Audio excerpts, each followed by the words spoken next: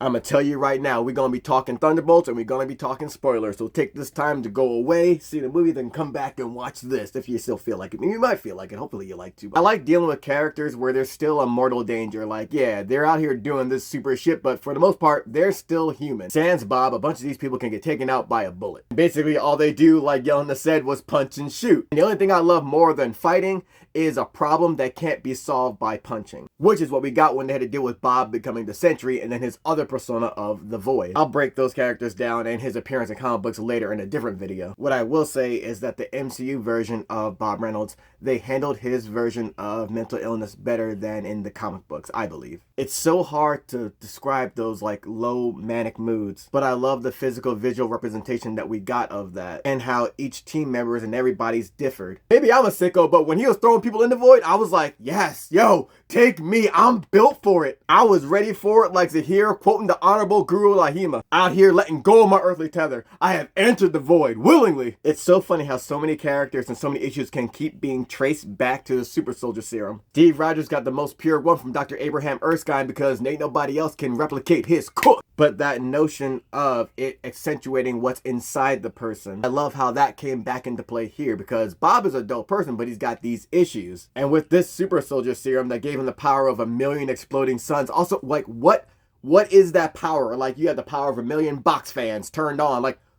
okay, what does that do? But anyhow, it was dope seeing what got accentuated. And I'm sorry, but giving an unstable white dude this serum and then hearing him talk like, well, yeah, I'm God, I'm beyond a God. Yeah, you didn't expect that to happen? Okay, cool.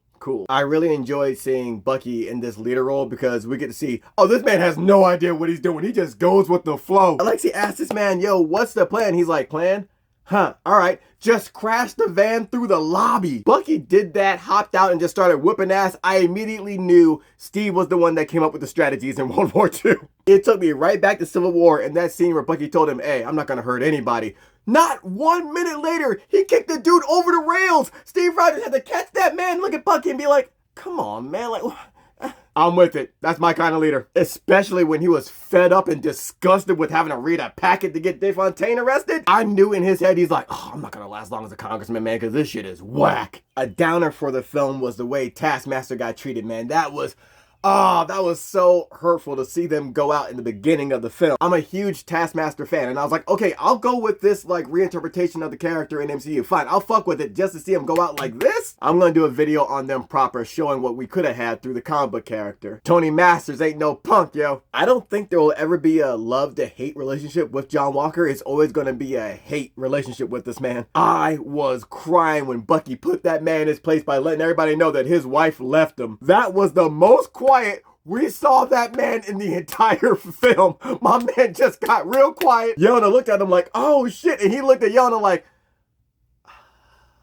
you can feel the hurt wash over him. And Bob showed us him doom scrolling about how trash he was as Captain America and people writing articles about it and him not watching his black son. Oh my God. Then he looked at Bob and Bob was just like, you're a bad dad. I was so happy we got to see more of Ghost because I liked her appearance in Ant-Man 2. We got to see more of her personality fleshed out here. And I'm looking at her and I'm like, all right, dope. You're supposed to be the smart one, right? Y'all can't figure out that you got set up? Like, wait a minute. Okay, I'm here to take you out. I see you trying to take me out. Who are you here to take out? Wait. We all work for DeFontaine? Hold on. I'll give her this. At least she was efficient. And speaking of DeFontaine, why did they not arrest this woman at the end of the movie? They tried to do the whole, oh, she outsmarted them by having a press there and made it look like it was her whole idea to have these folks come together. Nah, man, I would have arrested her right then and there and read off the list of the shit she's done. Yeah, actually, we were all Black Ops operative of her and she tried to kill us. That dude that was trying to make people disappear into the nothing like this was a never-ending story. Yeah, that was her creation. He's over here. He's cool now. We'll watch him. But yeah, that was all her. Her not going to jail at the end or being arrested was really showing like this politic game going on and the way power is leveraged in the MCU. I mean, in life, really. I do like the premise of this team not being the team you want, not being the A-listers. This is like the C team, like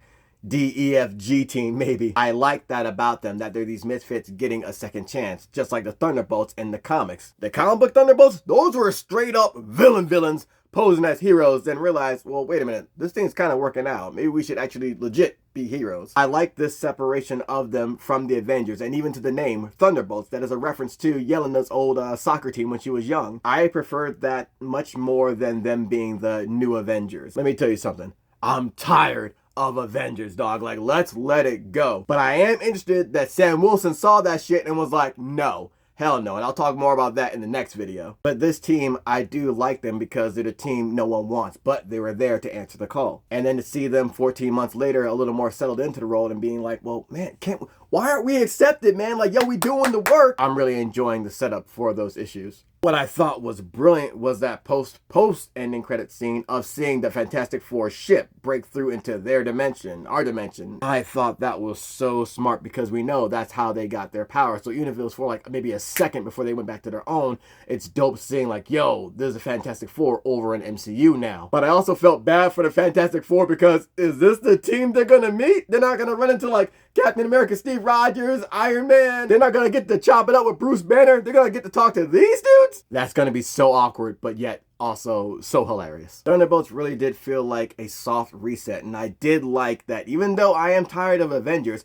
I love how they went back to Avengers Tower. How we saw DeFontaine pouring drinks like Tony, man. Like, it was such a good callback there. Again, I like Thunderbolts as maybe a soft reset, and it feels like Fantastic Four could be a hard reset moving forward with the MCU. Either way, there's a movie that in their own way took some risks, especially with that final boss fight. And I love that the entire team had to watch Bob basically fight himself and be like, ugh, his form is trash. We gotta go hug it out with this guy because this ain't the way. I thought that was a dope way of showing that these hardened folks had to do something different than what they were used to in order to overcome this situation. The more I even talk about it, the more I'm like, I am liking this team, but I don't want them to be the new Avengers. I think they should keep their own identity as the Thunderbolts.